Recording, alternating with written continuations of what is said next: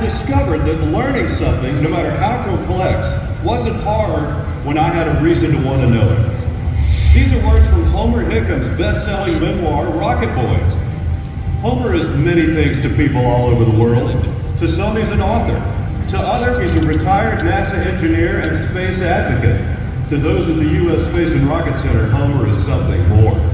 Homer was born in Coalwood, West Virginia. As a teenager, he saw Sputnik dot across the October sky and was bit with the space bug. It was after that Homer and some friends began building amateur rockets. They called themselves the Rocket Boys, and with the encouragement of their chemistry and physics teacher, Miss Riley, entered the National Science Fair, winning a gold medal. I always thought, wow, this is such a cool story, how someone like Homer and his story inspires kids, men and women around the world to do things great, to reach beyond their grasp, to try. Homer inspired so many people, so many friends, not only his close friends in Coalwood, West Virginia, but people like me. But what many people don't know is where he went after Coalwood.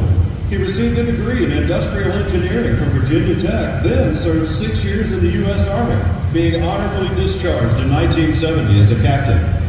He then found his way to Huntsville, Alabama, as an engineer for the Army and then NASA's Marshall Space Flight Center. At NASA, he was an astronaut trainer who assisted as the lead scuba instructor for the Neutral Buoyancy Simulator, or NBS for short. I first worked with Homer Hickam when I was an astronaut assigned to the payload crew of the Space Lab Japan mission.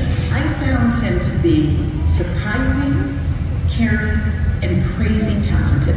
My respect for Homer only grew when we went to Japan, and he was responsible for making sure all of the crew's schedule was correct, we got the training that we need, and also diffusing any conflict or any problems that might be happening.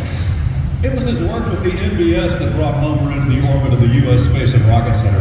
After the Challenger accident grounded spaceflight, Homer heard the Rocket Center was looking to build a swimming pool for neutral buoyancy training for space camp trainees. But Homer had a better idea. What if we build a miniature version of the NBS? So we came to talk to fellow West Virginian Ed Buckby, who was the executive director at that time. And he and Ed got together, and Homer didn't just suggest the idea, he helped get the idea into play. Homer was given a budget, and he set about making the UAT a reality. He had to make it deeper and less wide than he wanted because of the allotted space he was given. Chicago Bridge and Iron Company, who built the original NBS at Marshall, were contracted to build the UAT. They donated the transportation and labor costs to the project, allowing Homer to realize the underwater astronaut trainer. He was a great mentor, made a very challenging job, a lot of fun. He was the best dive instructor with his kids. He was always the perfect example of patience, kindness, safety, fun, and expertise. He was also my dive instructor. Working with Homer was without a doubt the very best part of my time at the UAT. Homer was the lead instructor for the first 2 years, but as NASA started gearing up for a return to spaceflight, he had to focus his attentions back on his job as an astronaut trainer. Homer's next brush with the U.S. Space and Rocket Center came after he retired from NASA and had become an author.